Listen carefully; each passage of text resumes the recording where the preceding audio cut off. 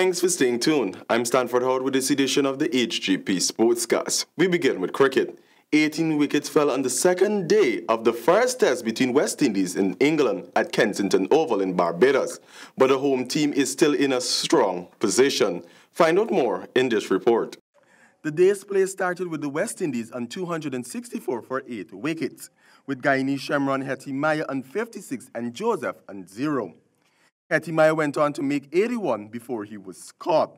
Wickets reigned for the remainder of the day. England succumbed to a spectacular spell of fast bowling by the West Indies Quakes on the second day of the first test at Kensington Oval in Barbados. Hgptv Roach with 5 wickets for 17 runs from his 11 overs, and skipper Jason Holder with 2 wickets for 15 runs for his 8 overs. Spearheaded the undoing of England. Shannon Gabriel and Alzarri Joseph clean up the tail enders.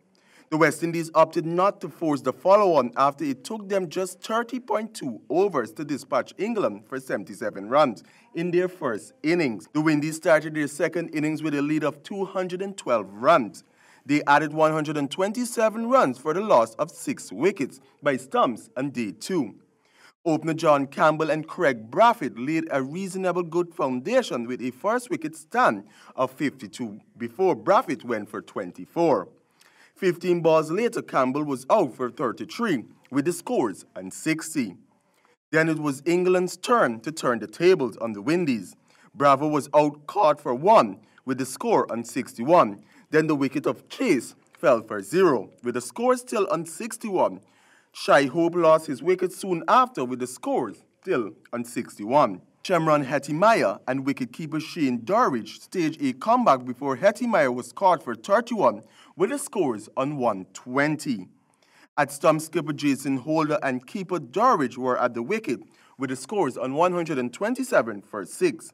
The West Indies lead by 339 runs with 4 wickets in hand. For the HGP Sport, I am Stanford Howard. We switch our attention to rugby. Guyana is well prepared to participate in rugby face-off with their new captain in the Cayman Islands. Samuel Gillis files this report.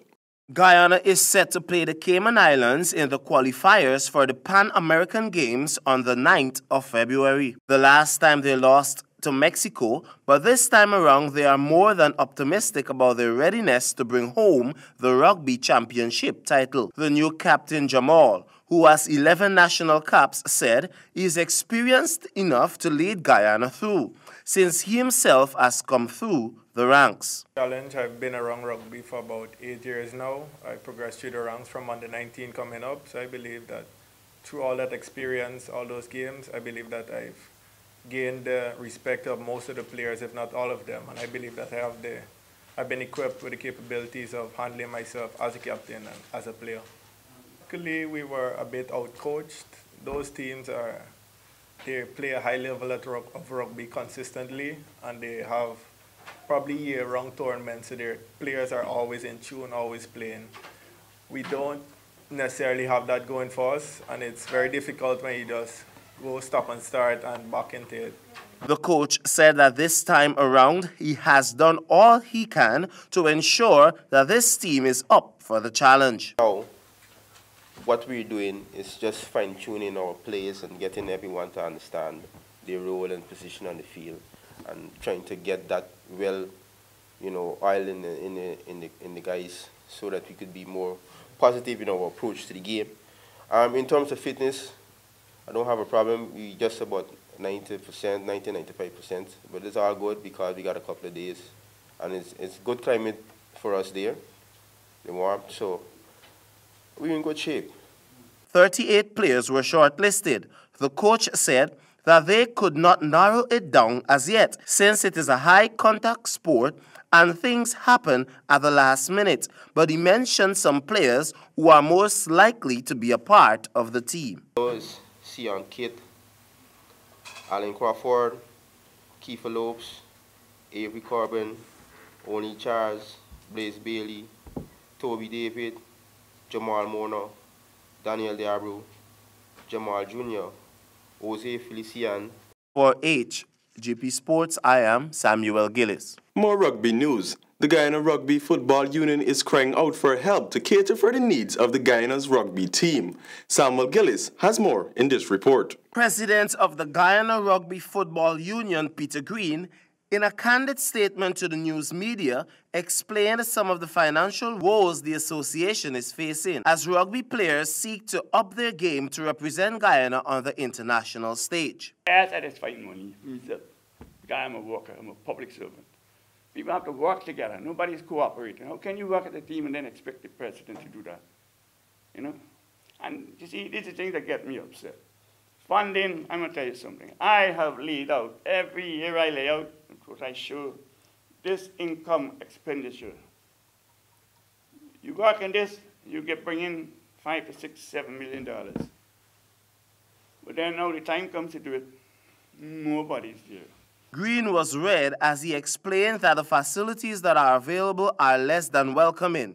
He said that the grounds are so muddy when it rains that the local team members are named the Mud Boys, a name he said they are not proud of. Rather than be breaking our brains looking for money every year, is to invite people to come and play and have a source of revenue.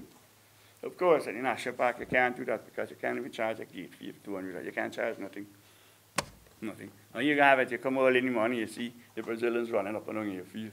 They play football and they go that kind of thing. How am I going to row with these people? Due to the tight budget that the GRFU has to work with, even the traveling of many of their players is badly affected. The GRFU coffers is so depleted that the organization cannot provide the means to improve skills through overseas help. For Hgp Sports, I am Samuel Gillis. Guyal Trade Wind Tankers, in collaboration with Petro Organization, presented the winners' check and trophies for the inaugural Guyal Secondary School on the 18 football tournament. The inaugural Guyal Trade Wind Tankers Under 18 Secondary School Football League was launched on Thursday, 13th of September last year, with 12 teams participating in the tournament, which commenced on the 6th of October and ended on Sunday, the 9th of December, at the Ministry of Education ground, Carifesta Avenue. Speaking at the presentation of prizes, Marketing and Sales Manager of Guyal, Ms. Jacqueline James, remarked on the idea behind the hosting of the tournament. It means that everybody was a winner, because I'm sure you would have fostered new relationships. And like Sean said, the young man who was the best goal scorer, he came on days when, he came on days when there were no games for his school. I believe that these tournaments does not only bring out the best in the student, but also it gives them an opportunity to meet new people and to see life differently. And I'm sure for the young goal scorer, he might decide, well, look, football is what I want my career to be. 61 games were played throughout the competition, with some 278 goals scored. Annandale Secondary walked away with first place and $400,000 Guyana dollars to go towards a school project of their choice. The most valuable player also came from that school, Omari Glasgow.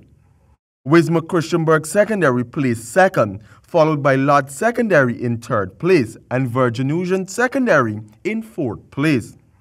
Co-director of Petro Organization, Troy Mendonca, said they have created the foundation for school football. At this point in time, I want to make a special appeal on behalf of Petro to the public at large, to the diaspora, to all football enthusiasts. Let us come on board.